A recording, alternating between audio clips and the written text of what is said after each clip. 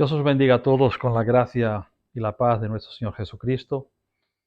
Nos habla el pastor José Luis desde Barcelona. Aquí estamos otra vez para dar continuidad al estudio que estamos haciendo, agradeciendo otra vez, como cada vez, a las personas que nos dan un link y que hacen comentarios, pidiendo otra vez que si pueden pasen este link para que podamos tener más suscriptores, para que podamos hacer lives, sea en directo, para responder preguntas, para hablar con las personas que quieran entender alguna cosa. El estudio que estamos haciendo ahora es sobre la restauración, la salvación, por qué el hombre tiene que ser salvo, pero también entre uno y otro pondré algunas cuestiones que a veces me traen, que a veces yo mismo lo leo en la Biblia y lo entiendo, como el otro día hablando sobre si Jesús realmente tuvo miedo de ir a la cruz. Es mi entendimiento y les doy versículos bíblicos para esto.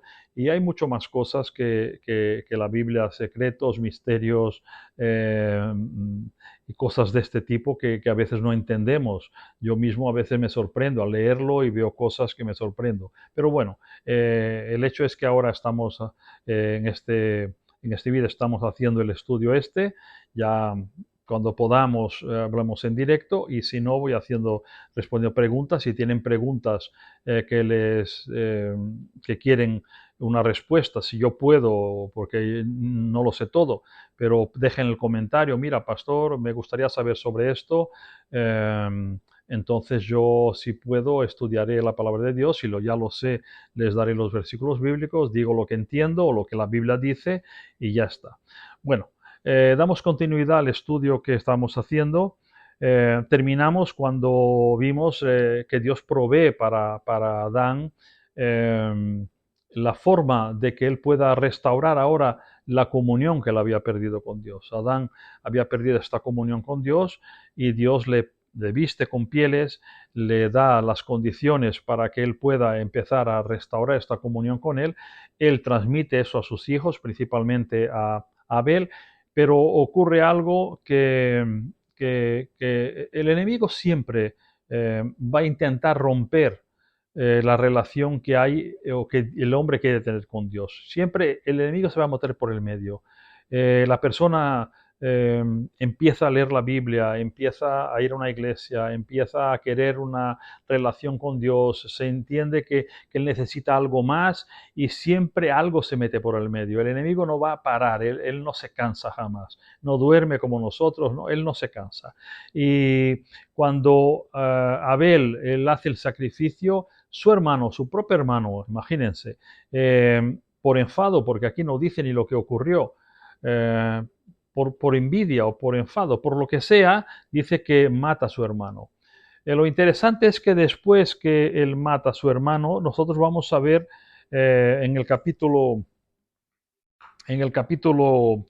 4 de Génesis, ¿vale? Cuando él, en la continuación, eh, Dios habla con Caín, que había ocurrido, que él había hecho con su hermano, pero vamos a pasar por encima de esto. Pero lo que vamos a ver era que él empieza a decir: mira, Caín, miren qué interesante, ¿no? Caín se unió a su mujer, la cual concibió de la luz a Enoc. No es Enoc aquel que fue restaurado, arrebatado por Dios, ¿no? A Enoc. Caín había estado construyendo una ciudad que él puso el nombre de su hijo Enoc. Enoc tuvo un hijo llamado Irad, que fue padre de Mehujael. Este a su vez fue padre de Metusael.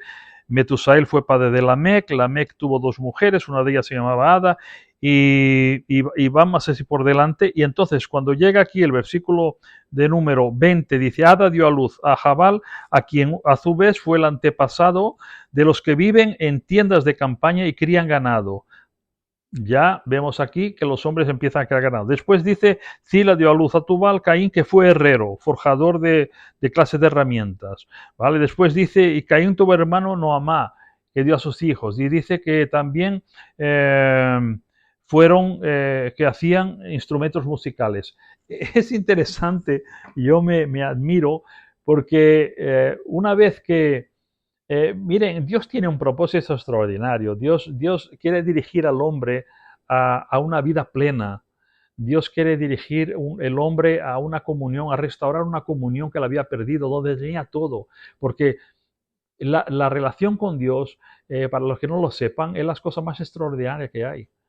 Dios está por encima de todas las cosas. Tú puedes tener una necesidad, pero si tienes a Dios a tu lado, tú sabes que aquí hay necesidad cuando Él quiera y Él tiene el poder para cambiarla en cualquier momento. Pero el ser humano, él busca excusas, él busca alternativas. Entonces nosotros vamos viendo aquí que Caín mató a Abel. Abel era el que empezó a hacer el sacrificio. Me parece, me parece por lo que leo, que como que las personas se olvidaron, como que aquella práctica de los sacrificios, de decir, mira, es necesario hacer esto porque nosotros pecamos, nos apartamos de Dios, es como que el ser humano lo dejó de lado, se preocupó con sus cosas. Entonces vemos aquí, él empezó a crear ganado, buscar sus intereses. El otro, un herrero, empezar a trabajar con hierro y sus intereses. El otro, hacer flautas, instrumentos de música, sus intereses. O sea, es como dejaron a Dios de lado y empezaron a seguir su camino. Pero ¿cuál es el problema? El problema es que si no hay un sacrificio, si no hay una ofrenda a Dios, el hombre no va a ser salvo, él no va a tener paz en su corazón, él va a tener un problema muy grave, muy serio. Y el enemigo lo que quiere es esto, quitarnos del medio, quitarnos esta relación con Dios. Entonces dice aquí la palabra que ellos fueron haciendo esto, ¿no? Pero es interesante porque en el verso de número, es que es la letra tan pequeñita, el número 25, el verso, o sea, Génesis 4, 25, dice así, Adán volvió a unirse a su mujer, y por eso estoy diciendo lo que dice antes, y ella tuvo un hijo que le llamó Set, porque dijo, Dios me ha concedido otro hijo en lugar de Abel, el que mató Caín. También Set tuvo un hijo que le llamó Enos. Desde entonces, y miren qué tremendo, desde entonces se comenzó a invocar el nombre del Señor. O sea, cuando Abel muere, se dejó de invocar el nombre del Señor. Se olvidaron. Las personas se olvidaron de buscar a Dios. Empezaron a tener su vida, criar ganado, buscar trabajar en el hierro, en lo que fuese, en las plantaciones, en lo que fuese, pero se dejaron de buscar a Dios. ¿Por qué? Porque aquí lo dice, que cuando Adán otra vez tiene un hijo llamado Set y tuvo a su hijo Enos, dice, y a partir de ahora entonces el hombre empezó a buscar a Dios. Qué cosa tremenda. ¿Cuántos años se pasaron? No lo sé, no lo sé cuántos años pasaron, pero bastantes años, hasta que Adán otra vez tiene otro hijo y ahí empieza otra vez a buscarse al Señor. Entonces vemos que siempre el enemigo se meterá para romper esta relación del hombre con Dios. Y entonces empieza ya una lucha, porque Dios ahora lo que tiene que hacer y lo que va a hacer es preparar un pueblo, ¿vale? Preparar personas para que puedan dar origen, a aquello que él estaba preparado ya de la eternidad, o sea, que Jesús venga.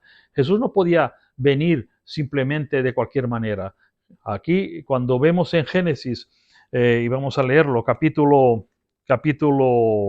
3, versículo de número 15, ¿vale? Capítulo 3, verso 15 dice, cuando la serpiente recibe la palabra de reprimenda de Dios, es decir, pondré enemistad entre tú y la mujer, entre tu simiente y la simiente de ella. O sea, Dios le dice, yo voy a poner una enemistad entre ti y la mujer, ¿vale?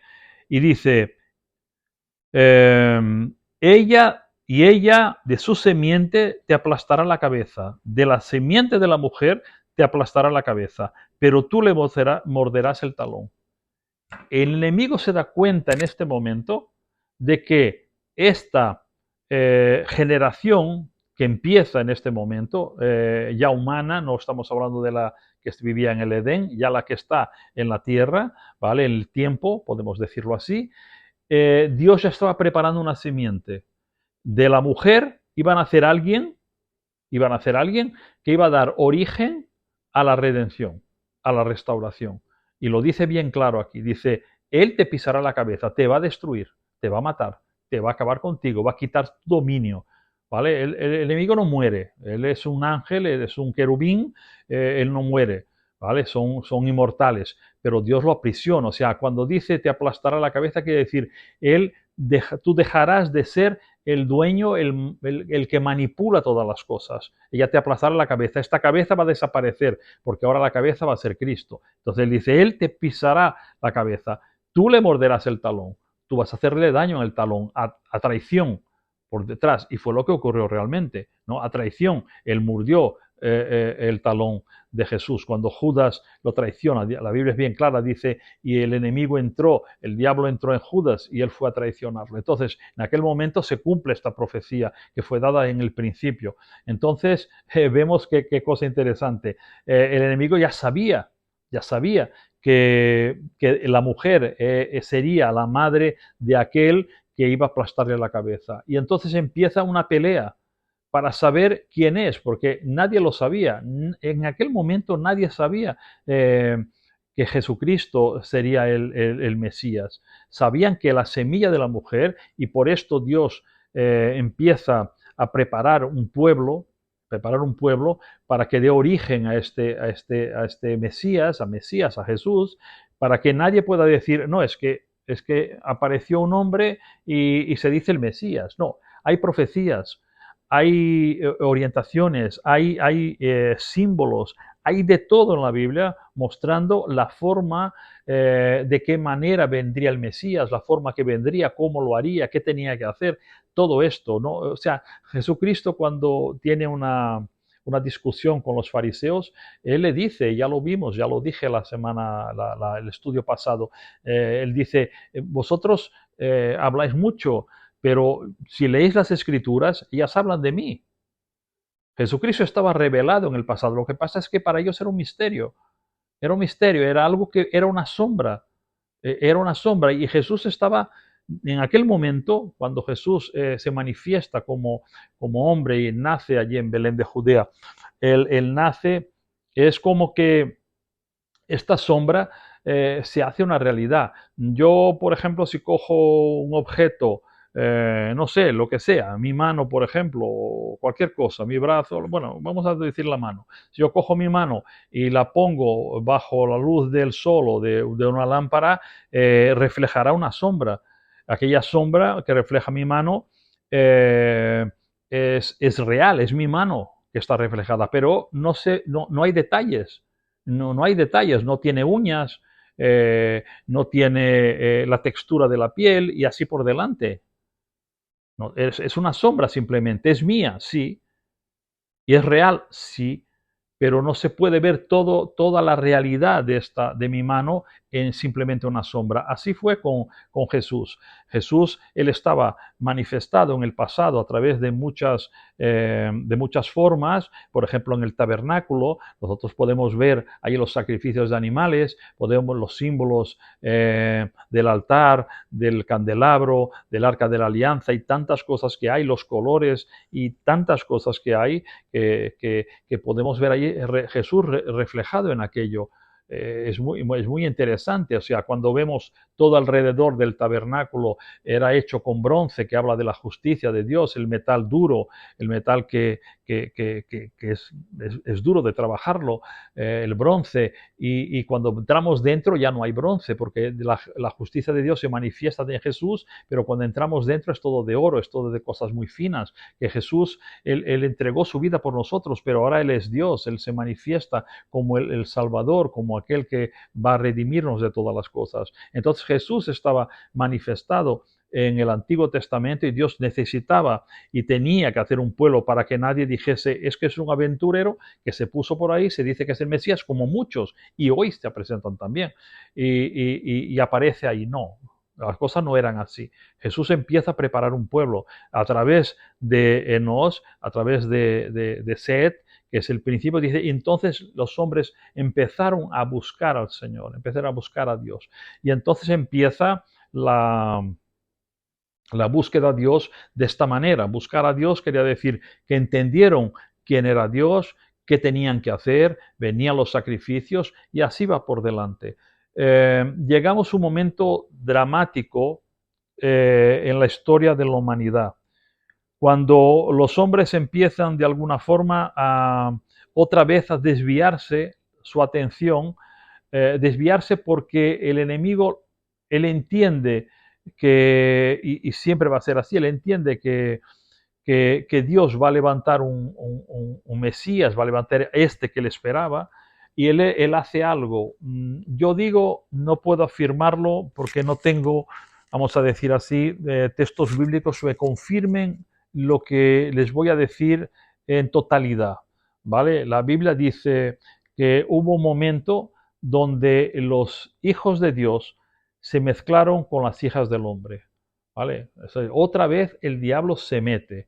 Él se mete ¿para qué? Para cambiar la genética, ¿vale?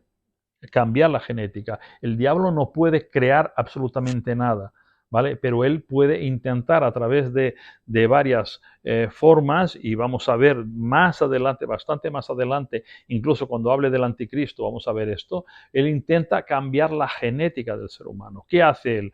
Yo entiendo, ¿vale? Yo entiendo que en aquel tiempo, ¿vale? Que en aquel tiempo, de alguna forma, los ángeles, por lo que dice la Biblia, los ángeles podían materializarse, los demonios, los ángeles en general, podían materializarse. Por eso dice que ellos se unieron a las hijas, vieron las hijas de los hombres, se unieron como las hijas de los hombres y dice que le nacieron gigantes, hombres poderosos.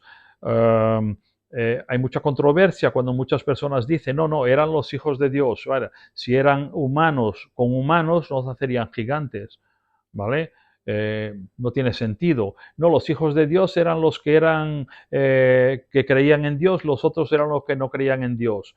Tampoco tiene mucho sentido, porque el hecho es que nace una raza distinta, como si fuese una raza híbrida, ¿no? Medio humanos, medio dioses con minúscula, ¿vale? Que eran poderosos. Entonces, la Biblia dice, pero ¿cómo puedes decir, pastor, que eran los hijos de Dios, eran ángeles? Porque la Biblia nos dice que cuando Job, el, el, el bueno, en el libro de Job, cuando Dios dice a Satanás, ¿de dónde vienes? Dice, el de rodear la tierra. Dice que vinieron los hijos de Dios y entre ellos, los hijos de Dios eran los ángeles y entre ellos vino Satanás también. Entonces entendemos que Dios llama a sus ángeles como hijos, siendo que no es que sean hijos, pero es la palabra que da a entender esto, como si fuesen algo que Dios había hecho con mucho cariño, con mucho amor, como siempre lo hace, ¿vale? Entonces entendemos que los hijos de Dios, es lo que yo entiendo, que los hijos de Dios eran la parte de los ángeles caídos que de alguna forma se podían materializar. Los ángeles de Dios hoy en día, se pueden materializar, siguen con esta capacidad de materializarse. Lo vemos en toda la Biblia. En toda la Biblia vemos los ángeles materializados cuando aparecieron a Abraham, cuando aparecieron a, a Josué y así por delante, varias partes de la Biblia. Entonces vemos que los ángeles materializan, incluso en el Nuevo Testamento dice, no dejéis de ser hospitalarios, porque haciendo esto sin saberlo habéis hospedado, podéis haber hospedado ángeles. Entonces nos dice la palabra de Dios que los ángeles de alguna forma pueden materializarse y ser como nosotros, aparentemente, así físicamente como nosotros. Es claro que interiormente son seres espirituales, ¿no? Pero entonces yo creo que el enemigo, sus ángeles podían materializarse y entonces él intenta hacer una raza, él es un imitador, burlo, de segunda categoría de las cosas de Dios. Él no, como no puede crear nada, él intenta inventar de lo que tiene a mano. Y como él tenía esto a mano, dije, pues yo hago una raza para mí. Yo voy a crear una raza para mí. No, el hombre empieza a buscar a Dios. Yo voy a crear una raza para que haga lo que yo quiero, para que yo sea el rey de ellos, ¿vale? Y entonces Dios ve esta situación que dice que la violencia, Génesis capítulo 6, vamos a leerlo para que puedan acompañarlo. Dice, cuando los seres humanos comenzaron a multiplicarse sobre la tierra, tuvieron hijas, y los hijos de Dios vieron que las hijas de los seres humanos eran hermosas, entonces tomaron por mujeres todas las que desearon. Pero el Señor dijo, mi espíritu no permanecerá con el ser humano para siempre, porque no es más que simple mortal, por eso vivirá solamente 120 años. Y al unirse los hijos de Dios con las hijas de los seres humanos y tener hijos con ellas, nacieron gigantes que fueron famosos héroes de antaño. A partir de este hubo gigantes en la tierra. Y al ver el Señor que la maldad del ser humano y la tierra era muy grande, que todos sus pensamientos tendían siempre para el mal, se arrepintió. Es otra palabra que tenemos que estudiar. Yo lo tengo claro, pero bueno, quizá cuando las personas lo escuchen, Dios se arrepintió, no es esto, pero vamos a leerlo así. Se arrepintió de haber hecho al ser humano en la tierra y doló su corazón. Entonces dijo, voy a borrar la tierra al ser humano creado y haré lo mismo con los animales, los reptiles, las aves del cielo. Me arrepiento de haberlos hecho, pero Noé contaba con el favor del Señor. Entonces, estos seres que nacieron, ellos, lo que era, es claro, ellos eran dominados por el mal. Y ellos, era su raza, la raza del enemigo. ¿Qué hace el enemigo? Destruir. Él vino para matar, robar y destruir.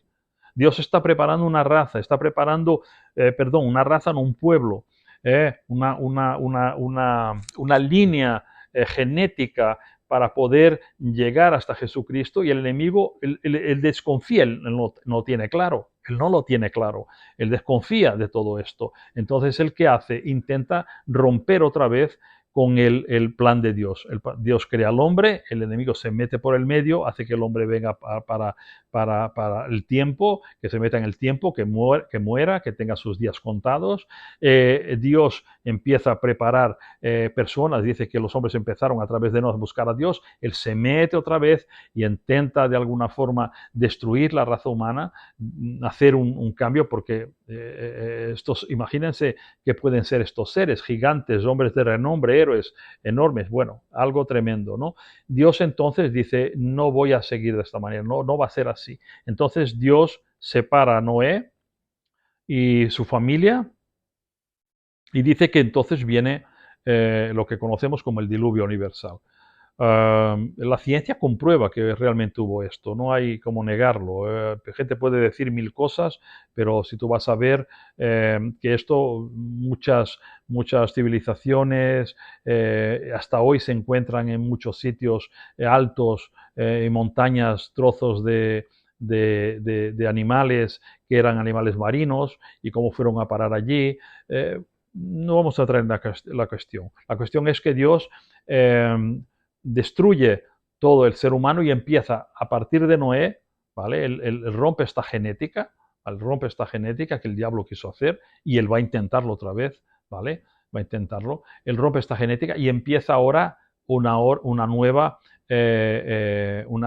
dirección. O sea, ahora Dios, a través de Noé, empieza nuevamente a hacer la línea genética para la llegada de Jesucristo.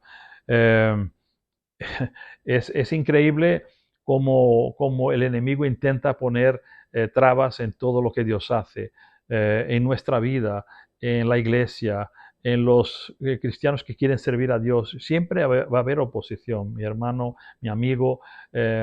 Entienda una cosa, tú necesitas ser salvo, porque el diablo, él busca tu muerte.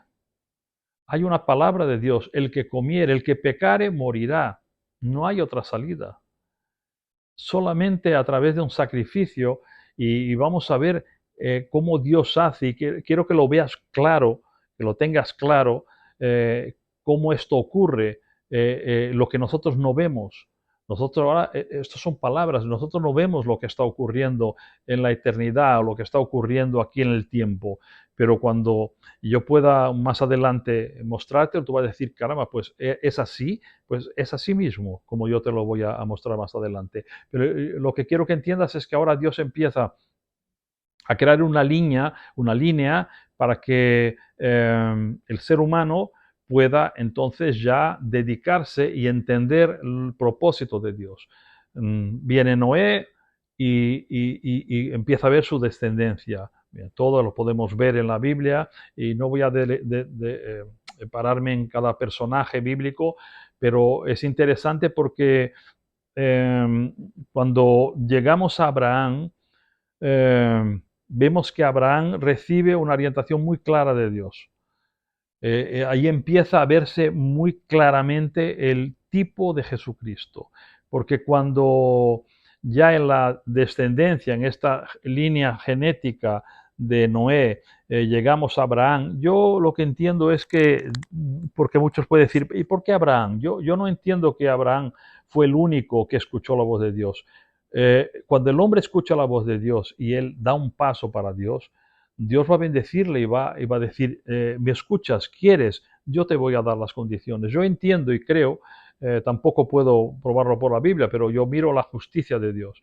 Yo no creo que Dios diga, tú sí, tú no, tú sirves, tú no sirves. Dios da oportunidad a todos. Hoy Dios habla a tu corazón. Dice, mira, tú puedes creer en mí, en mi Hijo Jesús, que tú necesitas que un sacrificio y Él murió por ti, y tú puedes decir, pues sí o pues no. Esto es una opción personal de cada persona. Pero él, yo creo que él habló a muchas personas, pero Abraham escuchó la voz de Dios y dijo, ¿qué tengo que hacer? Y Dios le dijo, sal del medio de tu parentela, del medio de tu familia, márchate a una tierra que yo te voy a mostrar.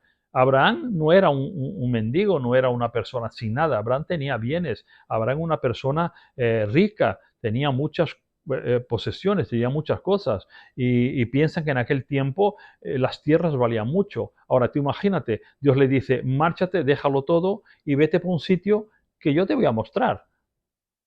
Y dice que Abraham no titubeó. Abraham no pensó dos veces. Él creyó en Dios, cogió sus cosas y se fue para donde Dios le había mandado. Y él va caminando. Él no está mirando lo que está dejando. Él está mirando lo que va a recibir de Dios, lo que Dios le va a dar por la fe. Entonces, por eso digo que había la dispensación de la fe, el momento donde la fe obraba, porque todavía no había la ley. Entonces, Abraham sale de su tierra, de Ur de los Caldeos, y entonces se dirige a la tierra que Dios le va a mostrar. Y él encuentra la tierra donde Dios le muestra la tierra, y allí se asenta allí con su familia y con su esposa y todo, y Dios le hace una promesa, porque él no podía tener hijos. Dios le hace una promesa que él iba a tener un hijo que iba a ser el que iba a dar origen a una nación. Y esto es importante porque esta nación es la que va a dar origen a Jesucristo. Entonces, miren cuál es el proceso de Dios, ¿no? El diablo intentando de alguna forma bloquear todo y Dios insistiendo y haciendo las cosas para que pueda haber una nación, una línea genética, haber digamos, una estela, ¿entiendes? Para que podamos decir, no, caramba, pues este realmente es el Mesías, no es cualquiera que apareció por ahí. Entonces, Abraham, él se presenta allí en aquel sitio y en un momento cuando él estoy adelantando bastante porque no quiero hacer muy largos los estudios, ni porque quiero llegar a que entiendan perfectamente. Yo muchas cosas ya van entendiéndolas, pero que entiendan perfectamente lo que quiero, por la razón por que tenemos que ser salvos, ¿no? Entonces, Dios le dice, él recibe la promesa de Dios de un hijo, tarda mucho a tener el hijo, hace lo que Dios no había dicho para hacer, tiene un hijo con otra mujer, pero Dios había dicho que él de sus entrañas, de él mismo, él y su esposa Sara tendrían un hijo, y entonces Dios hace el milagro y nace este hijo. El hijo crece y en un momento dado de la historia, y yo me sorprendo porque me pongo en el sitio de las personas. A mí me gusta de volver a aquel tiempo, de imaginar todo y incluso los sentimientos. Entonces Dios le dice a Abraham, mira Abraham, yo quiero de ti una cosa. Y Abraham dice, di Señor, yo lo que quieras lo hago. Dice, yo quiero que cojas tu hijo, ¿vale? Y Dios no le dice así, coge tu hijo y ve a sacrificarlo. Dice, el hijo, tu único hijo, al hijo que amas. O sea, miren que él le saca los sentimientos de Abraham, le saca los sentimientos. Dice, tu hijo, tu único hijo, el hijo que amas, lo lleves a un lugar que yo te voy a decir y allí lo sacrifiques. Eh, este, esta vamos a decir así, este mandamiento, esta comanda de Dios para Abraham, Dios estaba mostrándole a él eh, y para nosotros también, porque si tú tienes hijos, quiero que lo pienses, cuán duro fue para Dios ver que sus criaturas irían a hacer con él mismo, ¿vale? Como después, como lo dije la otra vez, con él mismo, que era Dios, con su Hijo Jesús, lo que él iba a sufrir. O sea, de tener que ir a sacrificar a su único hijo, el hijo que ama, que ahora tenga que sacrificarlo. Yo me pongo en los zapatos de Abraham. ¿Cuál fue su sentimiento? ¿Qué él pensó? Eh, ¿Por qué tengo que hacerlo? Quizás, ¿por qué Dios me pide esto? Pero es interesante porque dice que Abraham no titubeó dos veces. Él dice que cogió por la mañana temprano y se fue a llevar su hijo a sacrificarlo. Yo me hice una pregunta, la Biblia tampoco me lo dice. ¿Por qué no llevó su mujer? Quizá la mujer con más sentimientos diría, no, no, tú eres loco, no vas a hacer esto. No, no, no, no puedes hacerlo y tendría un conflicto familiar tremendo, ¿no? Pero bueno, es otra historia para otro día. El hecho es que lo hace. Yo me imagino Abraham caminando y pensando esto, pero por otro lado, también me admiro y me da mucha fuerza de saber que Dios dijo, a ver, si Dios me dio una promesa, que mi hijo, él iba a ser o mi generación iba a ser como las estrellas del cielo, y yo todavía no he visto esto, y va a ser a través de mí y de mi hijo Isaac. Dice, entonces, y esto lo dice la Biblia, ¿vale? En el libro de Hebreos, dice los héroes de la fe, dice que Abraham creyó que Dios había de resucitar a su hijo, y en esencia, en esencia, fue lo que pasó con Jesucristo. ¿Vale? Aquí vemos un símbolo extraordinario, Dios mostrando a través de un casi sacrificio, ¿no? Porque el sacrificio fue hecho, que fue un cordero, eh, mostrando la realidad que iba a ocurrir miles de años después con Jesucristo. Pero Dios ya estaba dando, como dije, esta sombra, ¿no? Mostrando, mira, es el sacrificio, ahora ya no es un animal, ahora será una persona, pero todavía no es esta persona porque este es el hijo de Abraham, el hijo de la promesa, pero yo voy a enviar a mi hijo, mi único hijo, al hijo que ama, lo voy a enviar para que él pueda pagar el precio por ustedes, ¿no? Entonces, Abraham creyó que él iba a resucitar a Isaac, creyó en esto, pero esto no quita el sentimiento interior de un padre que tiene que entregar su hijo. Pero Dios estaba preparando toda una generación, estaba preparando todo un pueblo, porque era necesario que este pueblo tuviese la capacidad, el entendimiento y la obediencia para poder llegar a traer a Jesucristo. Bueno, después seguimos otra vez con el estudio. Que Dios os bendiga, que puedan, y si tienen preguntas, si tienen alguna duda sobre lo que estoy hablando, pues no duden en decirlo. Que Dios os bendiga. Hasta la próxima.